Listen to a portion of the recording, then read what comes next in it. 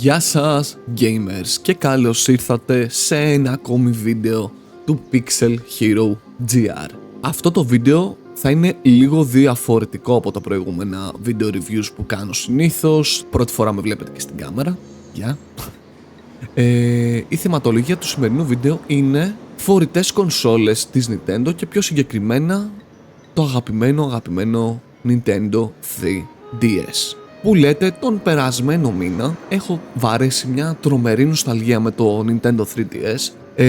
Παίζω αποκλειστικά εδώ και περίπου ένα μήνα μόνο με Nintendo 3DS. Έχω παρατήσει όλες τις μοντέρνες κονσόλες, Switch 2, PlayStation 5, τα πάντα. Ασχολούμαι μόνο με το 3DS. Έχω παίξει πάρα πολύ. Το παίρνω μαζί μου στη δουλειά ώστε να παίζω στα διαλύματα. Ένα 20 λεπτάκι, ένα 15 λεπτάκι Animal Crossing που θα σας μιλήσω και αργότερα.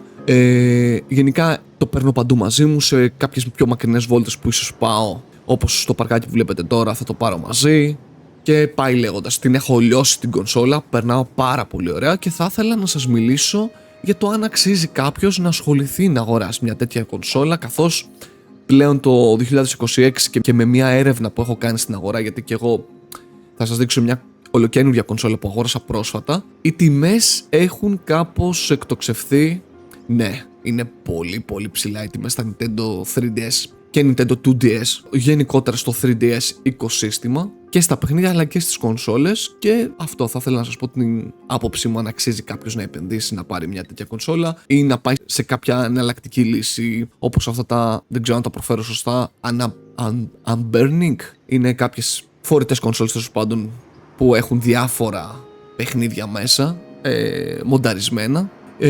Γρήγορα να σας μιλήσω για την ιστορία μου με το 3DS και για αυτή την κονσόλα. Εγώ 3DS, μάλλον 2DS, πήρα πρώτη φορά το 2014 όταν κυκλοφόρησε η Pokemon Alpha Sapphire και η Omega Ruby, καθώς είναι η γενιά Pokemon, η τρίτη γενιά Pokemon στην Hoenn, από τις πιο αγαπημένες μου. Και αυτά τα remakes με το που ανακοινώθηκαν, λέω θα πάρω κονσόλα μόνο και μόνο για αυτά. Και γενικότερα ό,τι έπαιρνα από Nintendo υπήρχε καθαρά και μόνο για να παίξω Pokemon παιχνίδια. Ήταν καθαρά Pokemon Machines. Δεν είχα κομπήσει ποτέ Zelda, Mario είχα χρόνια να παίξω, Mario Kart, Animal Crossing, δεν έπαιζα αυτά τα παιχνίδια. Ήταν καθαρά και μόνο εκεί για να παίζω τις καινούργιες κυκλοφορίες Pokemon που έβγαιναν.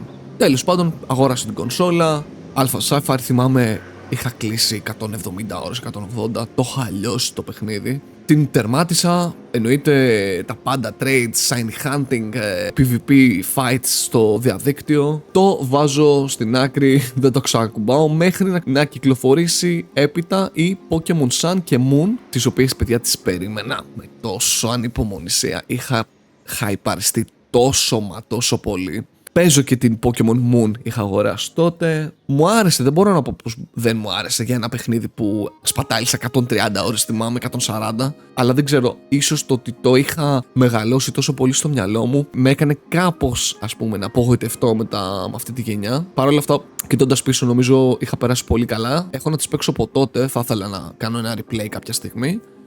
Και μετά από εκεί, το 2DS μου μας άφησε χρόνους. Είχε ένα θέμα με την μπαταρία, θυμάμαι. Το είχα πάει στον Κοτσόβολο, δεν θυμάμαι ακριβώς τι είχε γίνει. Νομίζω μου το είχαν αλλάξει, αλλά εγώ είχα ξενερώσει γιατί τους έδωσα το συλλεκτικό μου αυτό με την Alpha Sapphire μέσα. Χάθηκαν τα saves που είχα στην Alpha Sapphire, ξενέρωσα, το παράτησα, το πούλησα μετά το καινούριο 2DS που μου έδωσαν. Τέλος πάντων, μετά από χρόνια, και εφόσον έχω μπει για τα καλά στα παιχνίδια της Nintendo και στην οικογένεια της Nintendo, είχα αγοράσει ένα 3DS. Έπαιξα έπειτα κάποια παιχνίδια. Έπαιξα, θυμάμαι, τον Dragon Quest 8 που είναι από τα αγαπημένα μου. Και αυτό, και το ξανάπιασα πρόσφατα. Δεν είχα στην κατοχή μου 3DS κονσόλα, την είχα πουλήσει και αυτή που αγόραζα. Γενικά εγώ αγοράζω, πουλάω όπως πάει το πράγμα.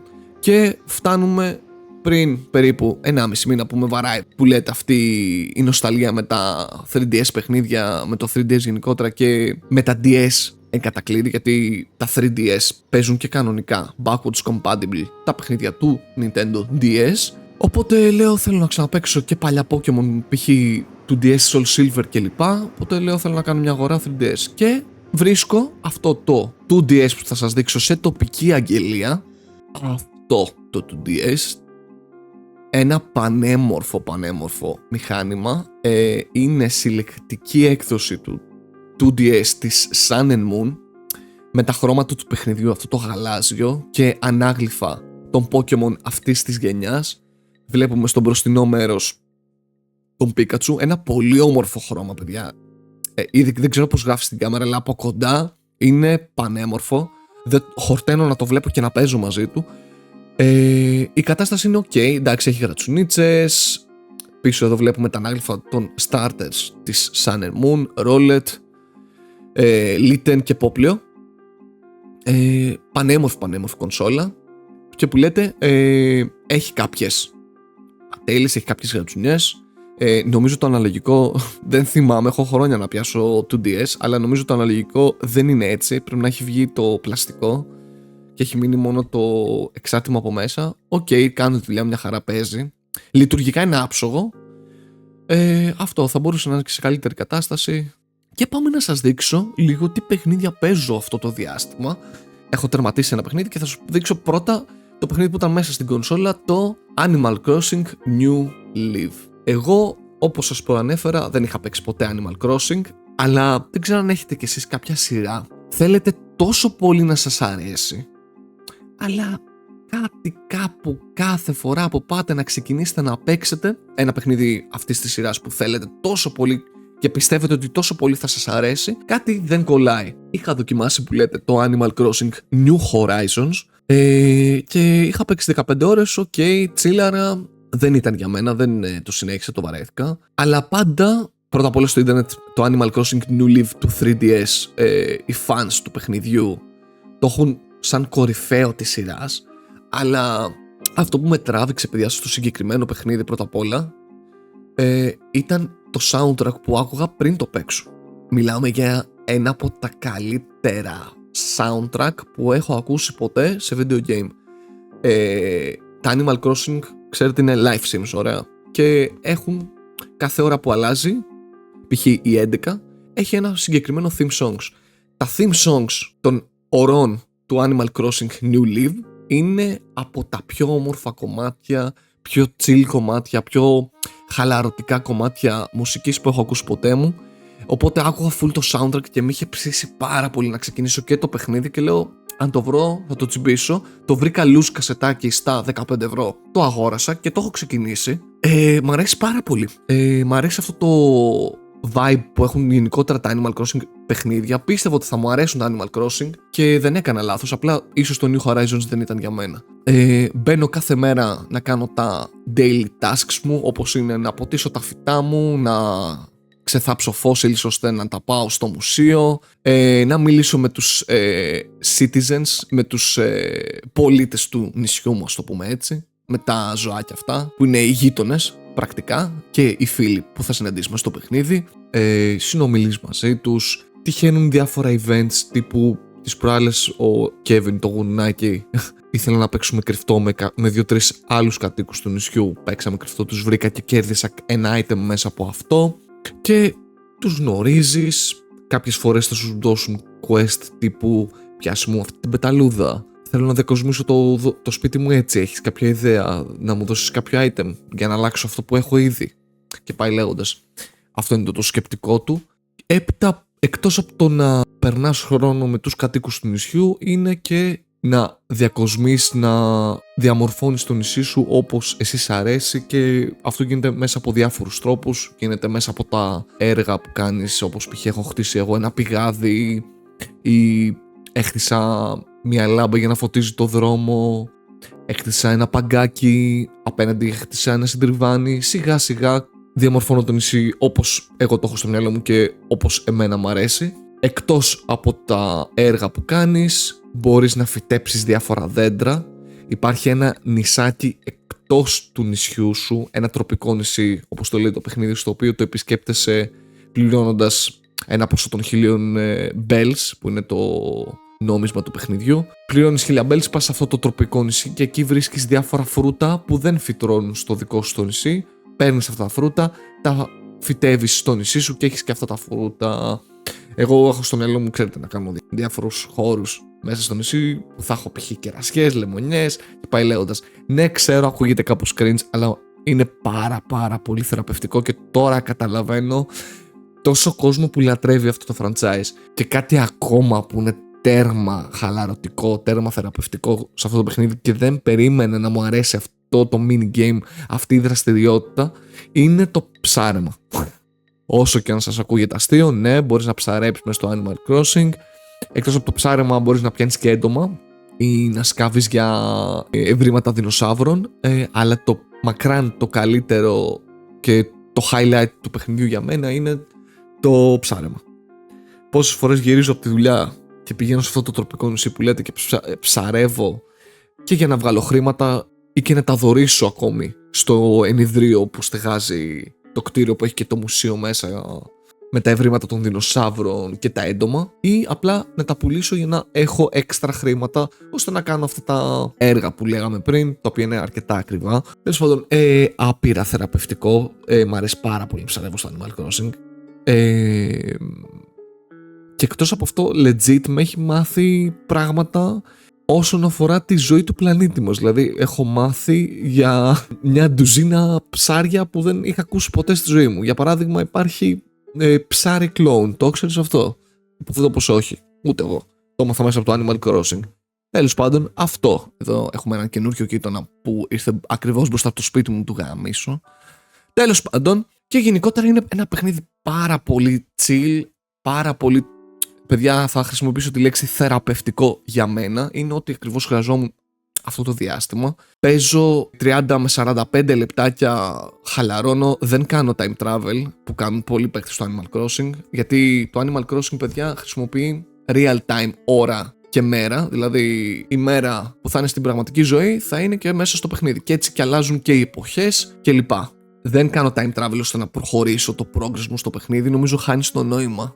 Με το συγκεκριμένο παιχνίδι έχει φτιαχτεί να παίζετε με αυτόν τον τρόπο, να παίρνεις το χρόνο σου. Το προτείνω ανεπιφύλακτα αν το βρείτε. Τώρα δεν ξέρω πού θα το βρείτε, αν θα το παίξετε, αν έχετε κονσόλα 3DS, αλλά το προτείνω. Τρομερό. Μ' αρέσει πάρα πολύ, περνάω πάρα πολύ ωραία. Θα συνεχίσω να το παίζω, μπαίνω σχεδόν κάθε μέρα και κάνω τα, όπως σας είπα, τα daily quests μου, τα tasks μου. Καθαρίζω το νησί από βλήτα, από φυτά όπως αυτό εδώ. Ίσως γράψτε μου στα σχόλια αν θέλετε να δείτε το progress του νησιού αργότερα, να κάνω ένα βιντεάκι που να μιλάω με μεγαλύτερη λεπτομέρεια για το συγκεκριμένο παιχνίδι για να σας δείξω και το νησί μου αργότερα πώς θα διαμορφωθεί. Αυτό για το παιχνίδι που παίζω τώρα και πάμε να σας μιλήσω για το παιχνίδι που τερμάτισα πριν κάμια εβδομάδα, το οποίο είναι αυτό εδώ που βλέπετε.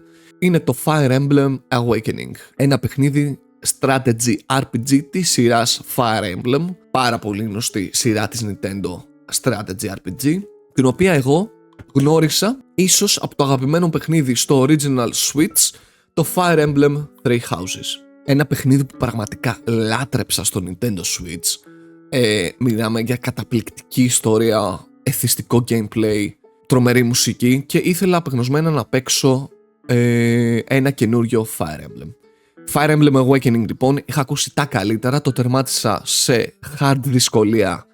Αυτές δεν είναι οι πραγματικές ώρες που το τερμάτισα, καθώς ο έξυπνος νόμιζε πως η hard δυσκολία θα είναι νεράκι, οπότε επέλεξα hard δυσκολία και έχει ένα μηχανισμό το Fire Emblem που λέγεται Classic ή Modern νομίζω, στο οποίο στο Classic είναι και αυτό έτσι μια βαθμίδα δυσκολίας. Στη Classic Hard δυσκολία, όταν χάνεις κάποιον χαρακτήρα σου στη μάχη, πεθαίνει για τα καλά. Δηλαδή δεν μπορείς να το χρησιμοποιήσεις στην επόμενη μάχη, όπως στο Final Fantasy Tactics παράδειγμα. Εδώ, αν χάσει, τελειώνει ο χαρακτήρας, τελειώνει το unit, όπως το ονομάζει το παιχνίδι. Οπότε υπήρχαν μάχες που έχανα αγαπημένους μου χαρακτήρες που δεν ήθελα να χάσω, δεν ήθελα να πεθάνουν και αναγκαζόμουν να κάνω reset την πίστα ξανά και ξανά μέχρι πρακτικά να την βγάλω τέλεια, γιατί δεν ήθελα να χάσω, όπως σας είπα, το unit. Ρε παιδί μου, ήταν κάποιοι χαρακτήρες που είχα δεθεί μαζί τους. Εδώ έχουμε το Robin που είναι ο πρωταγωνιστής του παιχνιδιού, ο custom character, αυτός που φτιάχνουμε εμείς, και τον έχω κάνει ντούκι, παιδιά. Θα σας δείξω και σε λίγο στο gameplay. Τον έχω χτίσει τόσο δυνατό. Είναι και ο χαρακτήρας σαν πρωταγωνιστής έτσι παντοδύναμος.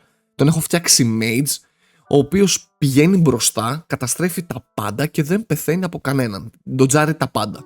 Εδώ έχουμε το πεδίο της μάχης με τα στατεύματά μας, τα units μας, τους χαρακτήρες μας, τους οποίους τους αλλάζουμε θέση με το πώς μας βολεύει εμάς κάθε φορά, πώς θέλουμε, πώς βλέπουμε εμείς τη μάχη να πηγαίνει. Εγώ έβαλα τον Robin μπροστά όπως κάθε φορά. Εδώ ο Vike είναι ο Barbarian, ο μιλιτέρας που έχουμε, τον οποίο τον έχω κάνει equip με το Brave Axe, το οποίο βαράει 2 φορές, χτυπάει 2 φορές τον αντίπαλο, συν την ταχύτητα που έχει ο χαρακτήρας βαράει 4 φορές, οπότε μονογολιάζει τα πάντα.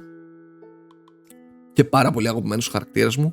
Ας πούμε αυτό, μπορεί να είχα τον Vike και να έπρεπε να κάνω reset όλο το chapter ξανά και ξανά. Εδώ, όπως σας είπα με το Robin, πηγαίνω μπροστά. Το damage που βγάζει είναι, στο πώς τον έχω χτίσει, είναι παντοδύναμο. Τον είδατε πριν 2 level. Αυτό δεν είναι το πραγματικό level του χαρακτήρα.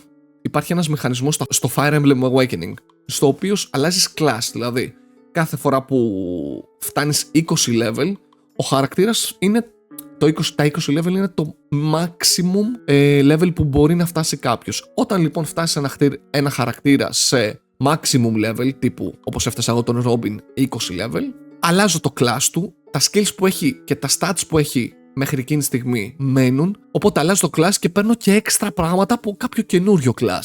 Έτσι λοιπόν φάρμαρα το class του Robin. Τον έκανα στην αρχή, νομίζω λέγεται το αρχικό του class Grandmaster, μετά έγινα Mage, Sage, πήρα και κάποια healing skills έτσι, και Dark Paladin που πήρα ένα τρομερά δυνατό passive skill, στο οποίο όταν σκοτώνω κάποιο χαρακτήρα του αντιπάλου γεμίζω life, σαν lifesteal δηλαδή, και τον έχω κάνει τέρας. Εδώ ο Chrome, ο δεύτερος πρωταγωνιστής του παιχνιδιού, ο πρίγκιπας τέλος πάντων που ακολουθούμε στην ιστορία. Παιδιά, το Fire Emblem Awakening το έλειωσα, δηλαδή σύνολο έχω παίξει περίπου στις 60 ώρες σε διάστημα 2 εβδομάδων, που είναι πάρα πολύ για μένα, με full time δουλειά κλπ. Το έλειωσα, πραγματικά πολύ όμορφο παιχνίδι, πολύ ωραίο παιχνίδι, ωραία ιστορία με time travel, μηχανισμούς που γυρνά στο παρελθόν, κάποιοι χαρακτήρες ώστε να σώσουν το μέλλον και πάει λέγοντας. Δεν μπορώ να πω πως μου έχει μείνει όπως μου έμεινε το Three Houses, από θέμα ιστορίας περισσότερο και μουσικής που το Three Houses ήταν top, αλλά από θέμα gameplay δεν τα πάει καθόλου άσχημα, είναι τρομερά ηθιστικό. Θες να παίζεις συνεχώς, να αναβαθμίζεις τα units σου, τους χαρακτήρες σου και πάει λέγοντας. Πάρα πολύ ωραίο παιχνίδι. Νομίζω όσοι έχετε ασχοληθεί με το 3DS σίγουρα θα το έχετε ακούσει, αλλιώς θα το έχετε παίξει κιόλας. Και αυτά λοιπόν με το 3DS παύλα 2DS που αγόρασα. Έχω σκοπό να συνεχίσω να ασχολούμαι με την κονσόλα, παιδιά. Δεν με βλέπω να σταματάω να παίζω με το 3DS μου, ειδικά το καλοκαίρι. Το βρίσκω κατάλληλη εποχή, τέλεια εποχή να παίζεις με ένα handheld, να το παίρνεις μαζί στις διακοπές σου κλπ. Έχω αυτή τη στιγμή χτισμένη έτσι μια βιβλιοθήκη με παιχνίδια που θέλω να παίξω μετά. Έχω κάποια Zelda. Γράψτε μου και στα σχόλια αν σας ενδιαφέρει να ακούσετε τη γνώμη μου για κάποιο άλλο παιχνίδι της κονσόλας, όπως είναι τα Zelda παιχνίδια που έχουν κυκλοφορήσει, ίσως τα Pokemon παιχνίδια του 3DS ή και του DS, γιατί όχι. Μελλοντικά σκοπεύω να μοντάρω την κονσόλα, να είμαι ειλικρινής, για να ξεκλειδώσω και το full potential της κονσόλας. Με τα παιχνίδια του 3DS οι τιμές να βρίσκονται στο Θεό, δεν ψήνομαι να πληρώσω μια περιουσία και να μην συνδράμω ουσιαστικά στο να υποστηρίξω τους developers των εκάστοτε παιχνιδιών, καθώς τα e-shop, οι servers έχουν κλείσει, οπότε θα δώσω όλα αυτά τα χρήματα σε κάποιον scalper πρακτικά, σε κάποιον μαμαθραγωρίτη τέλος πάντων. Αυτά, τη λατρεύω την κονσόλα. Όπως σας είπα, θα συνεχίσω να παίζω και αυτό. Αφήστε μου κάτω στα σχόλια ποια είναι τα αγαπημένα σας παιχνίδια και αν σας ενδιαφέρει να ακούσετε από μένα την άποψή μου για κάποια άλλα παιχνίδια της κονσόλας. Αυτά από μένα. Αν σας άρεσε το βίντεο, κάντε ένα like. Αν σας άρεσε πολύ, κάντε ένα subscribe. Αφήστε και ένα σχόλιο. Τζάμπα είναι και τα λέμε στο επόμενο. See ya.